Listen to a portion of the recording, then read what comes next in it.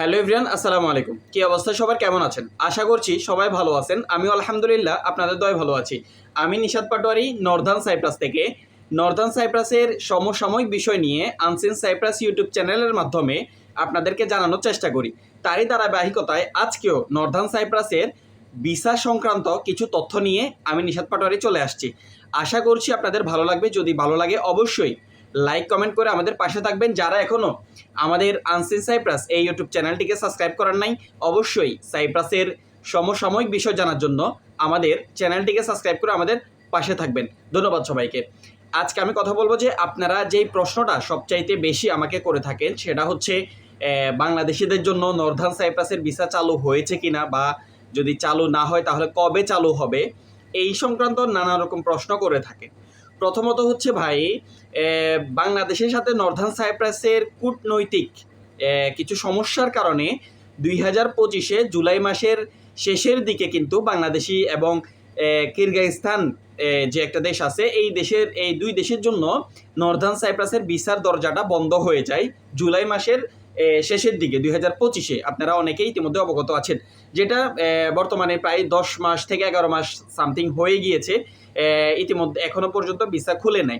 তবে ইতিমধ্যে আপনাদেরকে একটা গুড নিউজ বা একটা আশ্বাস দিব, সেটা হচ্ছে কিছুদিন আগে আমাদের বাংলাদেশি কয়েকজন প্রতিনিধি নর্দার্ন সাইপ্রাসে অবস্থানরত, তারা স্থানীয় যে শ্রম মন্ত্রণালয় রয়েছে ওইখানে গিয়ে শ্রমমন্ত্রীর সাথে ওনারা কিছু কথোপকথন করেন, অর্থাৎ কিছু বিষয় নিয়ে ওনারা কথাবার্তা বলেন। তার মধ্যে অন্যতম ছিল সেটা, যে বিষয়টা ছিল সেটা হচ্ছে নর্দার্ন সাইপ্রাসের ভিসা চালু হওয়া অন্যতম এই বিষয়টা ছিল। অর্থাৎ ওনারা নর্দার্ন সাইপ্রাসে বাংলাদেশিদের জন্য ভিসা খুলে দেওয়ার বিষয় নিয়ে ওনারা শ্রমমন্ত্রীর সাথে কথা বলেছেন।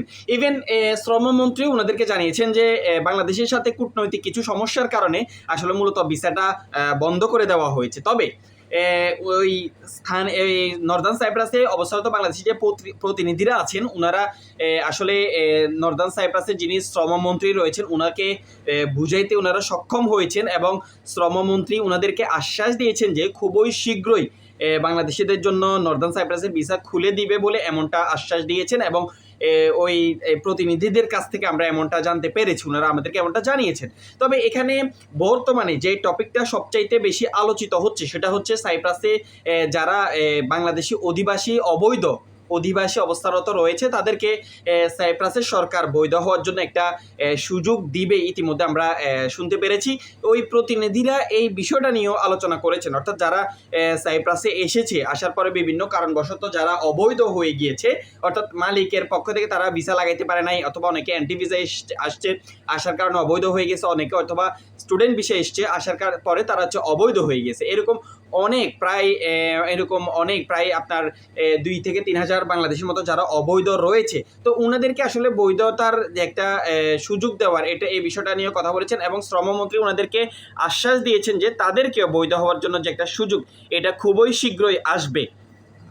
তবে আমরা বিভিন্ন ভিডিওতে খুবই শীঘ্রই বলতেছি, আপনারা অনেকেই এই জন্য জিজ্ঞাসা করেন যে ভাই আপনারা তো খুবই শীঘ্রই সামনের সপ্তাহে বলতেছেন, কেন দিচ্ছেন না? তবে এটার কিছু প্রসেসিং রয়েছে, যেহেতু এটা সরকারি একটা নির্দেশনা, তো সরকারি নির্দেশনা আসা পর্যন্ত আসলে আমরা কিছু বলতে পারতেছি না। প্রসেসিংয়ের জন্য একটু সময় লাগতেছে। তবে সাধারণ কমা যে বিষয়টা সেটা হচ্ছে 100-র মধ্যে 100% দিবে, তবে কিছুদিন সময় নিবে এবং প্রসেসিংয়ের জন্য, তো প্রসেসিং হলে অবশ্যই দিবে। আর ভিসা খোলার বিষয় নিয়ে ওনারা কথা বলেছেন এবং ওনাদেরকে আশ্বাস দিয়েছেন যে খুবই শীঘ্রই খুলে দিবে। তবে কবে খুলবে বা কোন মাসের কত তারিখে খুলবে এটা এখনো পর্যন্ত শিওর করে জানাই নাই। যদি খুলে দেয় অবশ্যই আমরা আপনাদেরকে আনসিন সাইপ্রাস ইউটিউব চ্যানেলের মাধ্যমে জানানোর চেষ্টা করব। ততক্ষণ ভালো থাকেন, নিজের খেয়াল রাখবেন, সুস্থ থাকবেন। আল্লাহ হাফিজ। দেখা হবে পরবর্তী কোনো ভিডিওতে। আসসালামু আলাইকুম রহমতুল্লাহি ওয়া বারাকাতুহু।